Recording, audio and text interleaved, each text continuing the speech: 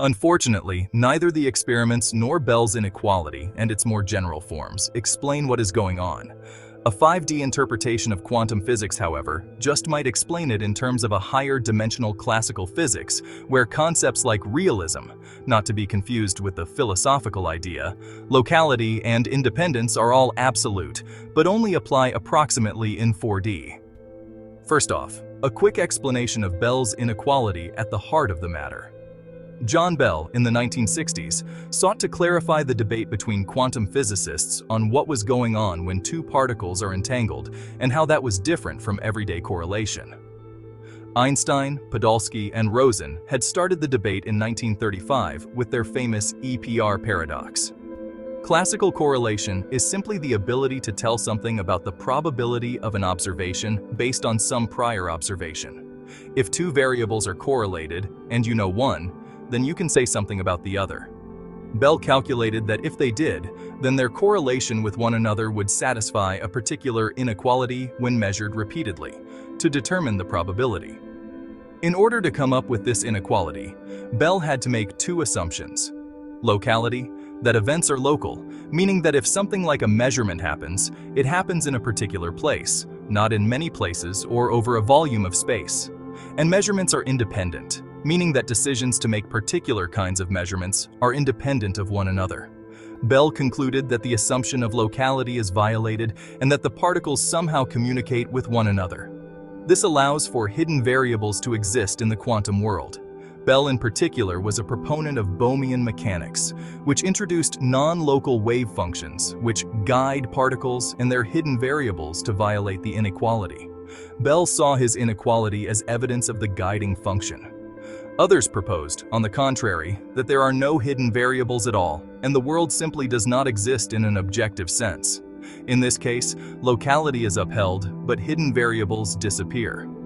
This is also the interpretation behind the traditional Copenhagen interpretation, which assumes that something changes throughout the universe when an observation is made, and anti-realist frameworks such as Cubism, the many worlds interpretation. Meanwhile, tries to have its cake and eat it too by assuming that particles do have hidden variables and are local, but introduces another non-local concept, the world.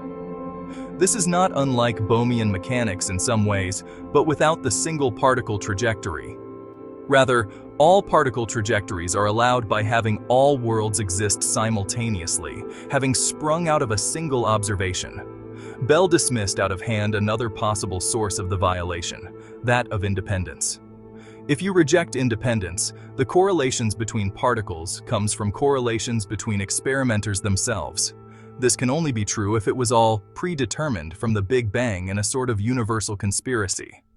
Hidden variables and locality are allowed, but independence is not, meaning that not only is free will a fiction, but the universe established and maintained correlations between events in the distant future that might be light years apart in a way that we don't observe. While there are a few proponents of this interpretation, known as superdeterminism, it rejects a fundamental principle of science, independence of measurements, potentially rendering all of science's results for the last few centuries suspect. If we can't guarantee independence, we can't trust any measurement. A 5D theory of quantization means that classical become quantum theories by being averaged over a fifth dimension. Such a theory is only non-local in 4D, since it is a classical theory in 5D and perfectly local. The 4D universe that we observe is essentially flowing in a fifth dimension, similar to how our 3D universe flows through time.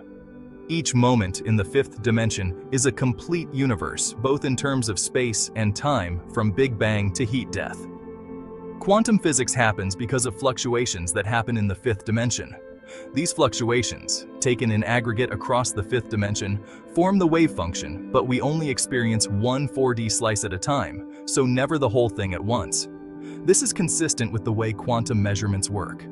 We never measure the whole wave function at once, but only get a look by repeating experiments and observing our measurements and calculating probabilities from them.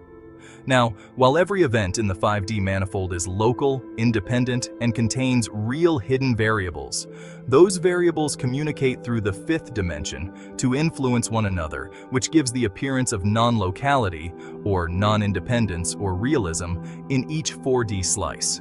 In other words, events across 4D slices are correlated with one another, and hence events within them appear non-local.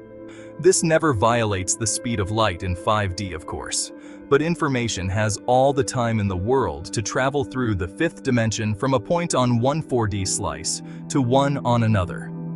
This is simply a form of mixing, where points on the 4D slices become mixed by propagating in the fifth dimension.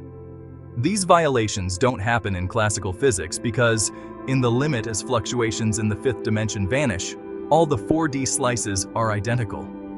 Since they are identical, there is no mixing, which is the same as saying that these non-local influences aren't there, since they would show up as slight changes as the influences propagate through the fifth dimension via fluctuations. The 4D slices are not worlds as in the many worlds, since they don't appear from splitting because of quantum measurements. They do represent different worlds in a sense, but it is a much more realistic sense, since not all probable worlds exist as slices. Only the most probable worlds do. This theory has the advantage of restoring all the classical assumptions of probability, while explaining Bell violations in terms of mixing in an unseen dimension. The dimension remains unseen because our propagation through it is effectively temporal, and, unlike time where we have a memory, we have no memory in the fifth dimension. If you imagine what it would be like to move through time with no memory at all, it would be as if you were completely unaware of that dimension. Things would change, but you wouldn't know it. The same is true in the fifth dimension. Things are changing, but we don't know it. Thank you for joining us. Make sure you are subscribed to the channel for daily new scientific content.